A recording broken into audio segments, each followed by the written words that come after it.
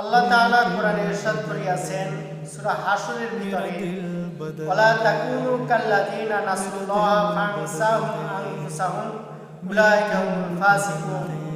তোমরা তাহাদের মতো হইও না যাহারা আল্লাহর ব্যাপারে বেপরোয়া হইয়া গিয়াছেন, ফলে আল্লাহ তাআলা তাহাদের নিজেদেরকে বেপরোয়া করিয়া দিয়াছেন, আর উহারাই ফাসিক। তাহলে আল্লাহ তাআলা এই আয়াত দ্বারা এটাই আমাদেরকে বুঝিয়েছেন, যেই বান্দার জবান জিকির দ্বারা সবসময় তরুতাজা থাকে, ওই মানুষটা আল্লাহ তাআলাকে স্মরণ করে। আর যেই মানুষটা আল্লাহ তাআলা জিকির করে না, সবসময় গাফেল থাকে, ওই মানুষটার কাছে কোনটা ভালো কোনটা মন্দ, অর্থাৎ আখিরাতের কাজ, নামাজ রোজা হজ জাকাত এগুলো করলে কি লাভ, না করলে কি ক্ষতি, এগুলো বুঝ ক্ষমতা তার থাকে না।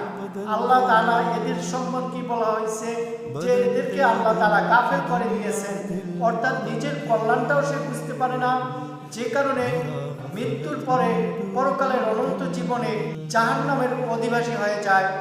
জাহান্নামের অধিবাসী হয় কোরআনের ভাষা মতে যারা গাফেল অর্থাৎ ফাসিক, যারা গাফেল মানে গাফলতি করে ইবাদতের ক্ষেত্রে, তারাই হচ্ছে গিয়ে জাহান্নামের অধিবাসী হয়ে যায়।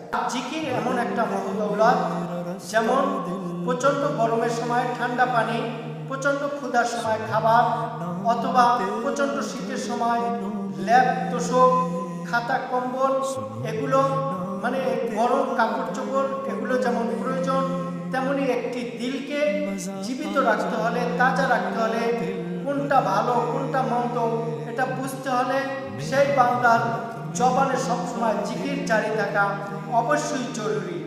যেমন একটা মানুষ ক্ষেত খামার করলো, অথচ তাতে কোনো সার ঔষধ পরিচর্যা কোনো কিছু করলো না, যার বদৌলতে সে ওই ক্ষেত থেকে কোনো ফল আশা করতে পারে না।